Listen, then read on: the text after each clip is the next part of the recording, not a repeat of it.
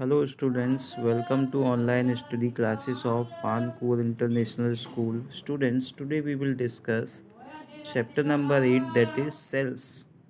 आज हम सेल्स के बारे में जानेंगे। कई सारे एटम्स जो है मॉलिक्यूल्स का निर्माण करते हैं। मॉलिक्यूल्स मिलकर ऑर्गेनेल्स बनाते हैं। कई सारे ऑर्गेनेल्स मिलकर एक सेल बनाते हैं और कई सारी सेलें मिलकर एक बॉडी यानी कि एक ऑर्गेनिज्म का निर्माण करते हैं। तो सेल की बात करें, सेल जो है basic structural unit of life इसको बोला जाता है। इट मीन्स कई सारी सेलें मिलाकर एक बॉडी बनती है, चाहे वो एनिमल्स हों, प्लांट्स हों। जिस प्रकार से कई सारी ईंटें मिलाकर एक दीवार बनती है, सेम वे कई सारी सेल्स मिलाकर टिश्यू बनाए जाते हैं, टिश्यू बनते हैं। और जिस प्रकार से एक से ज़्यादा दीवार, 2-3 दीवारें मिलकर एक रूम बनता है, उसी तरह कई सारे टिश्यू मिलकर एक ऑर्गन बनाते हैं। साथ ही साथ जब कई सारे रूम मिलते हैं तो एक फ्लोर यानी एक मंजिल बनती है। उसी तरह से कई सारे ऑर्गन्स मिलकर एक सिस्टम बनाते हैं, जैसे circulatory system, respiratory system, digestive systems. और कई सारे जब सिस्टम्स मिलते हैं तब क्या बनता है, एक बॉडी बनती है। इसको हम ह्यूमन बॉडी का भी एग्जाम्पल ले सकते हैं। Now we will talk about the cell. Cell क्या होती हैं वो हम अभी जानेंगे। इनकी डिस्कवरी कैसे हुई, कितनी सेलें हमारी बॉडी में होती हैं। तो सबसे पहले हम ये जानते हैं कि कई सारी यानी कि करोड़ों सेलें मिलकर हमारी बॉडी का निर्माण होता है। Now we talk about the discovery of a cell. Cell की डिस्कवरी, सेल की खोज कैसे हुई।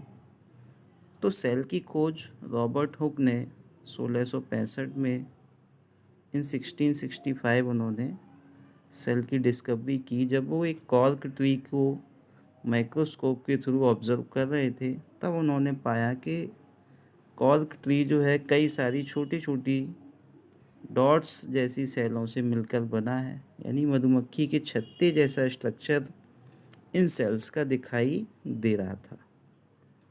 अब हम बात करेंगे दुनिया की सबसे बड़ी सेल की। ऑस्ट्रिच का जो अंडा होता है, egg of an ostrich is a largest single cell. ये एक सेल का मिलके बना है।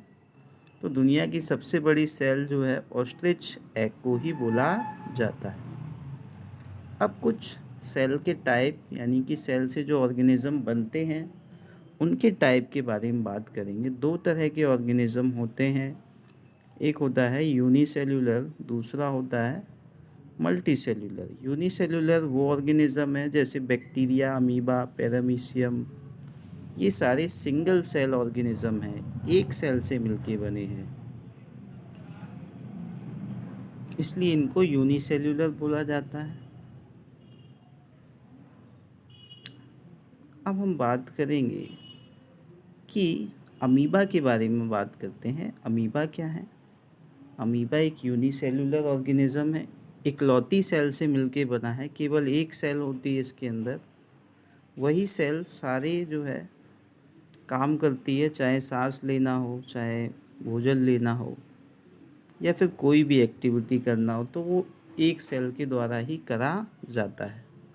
क्योंकि हमारी बॉडी में अलग अलग ऑर्गेनिज्म हैं, तो हम मल्टी सेलुलर ऑर्गेनिज्म यानी कि जो अलग अलग कई सारी सेलों से मिलकर जो ऑर्गेनिज्म बनते हैं उनको मल्टी सेलुलर ऑर्गेनिज्म बोला जाता है।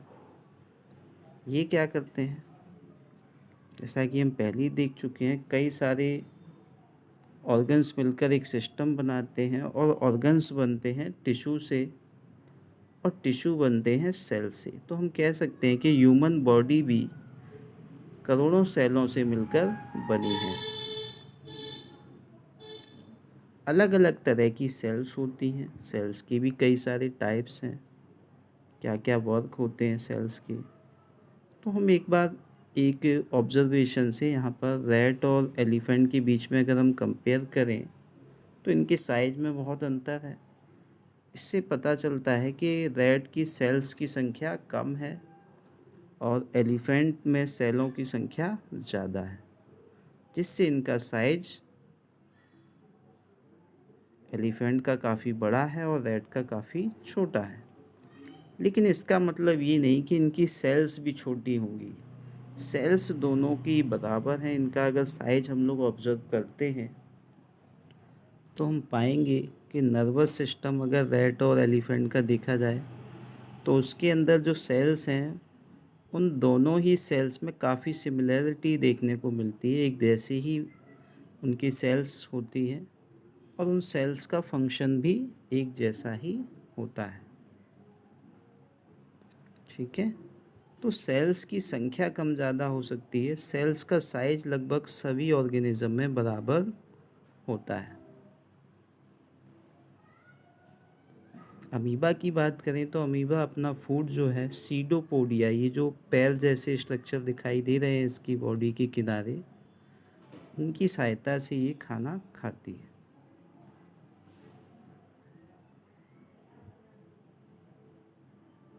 इसके बाद हम बात करेंगे सेल्स के टाइप के बारे में। अलग अलग टाइप की सेल्स होती हैं। सारी सेल्स एक जैसी नहीं है। जैसे आरबीसी, रेड ब्लड सेल्स, ये डिस्क शेप होती हैं, गोल होता है इनका स्ट्रक्चर, यानी कि सर्कुलर शेप में है, आप देख सकते हैं। मस्कुलर सेल यानी जो हमारी मसल सेल्स हैं वो एलोंगेटेड हैं इस तरह से। दूसरा नर्व सेल है हमारी, वो ब्रांचेस, इसमें कई सारी ब्रांचेस इसकी निकली हुई होती हैं। तो सारी सेल्स के फंक्शंस भी अलग हैं और उनके शेप भी अलग है। तो आरबीसी जो है इनका स्ट्रक्चर क्योंकि सर्कुलर है, इस वजह से ये आसानी से हमारे ब्लड के साथ बह सकती हैं। मसल्स का जो एलोंगेटेड स्ट्रक्चर है इसकी वजह से हमारी बॉडी मूव कर पाती है, आप देख सकते हैं यहाँ पर। उसके अलावा नर्वस सिस्टम की वजह से हमारी बॉडी को हम आसानी से कंट्रोल कर पाते हैं।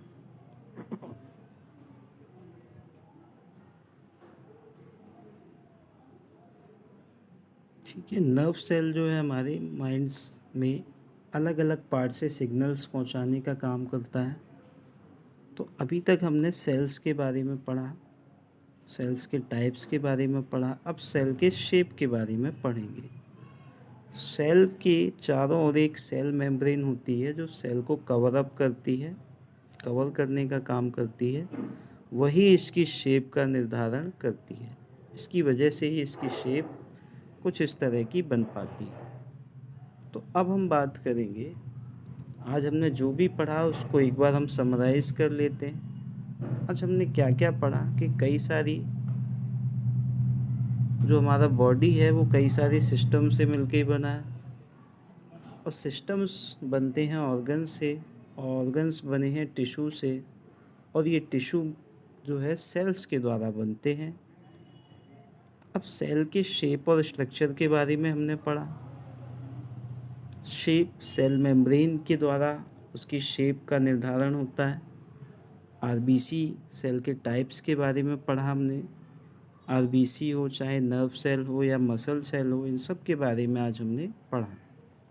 So students, these were the important topic of this chapter. In the next class, we will discuss other topic of this chapter.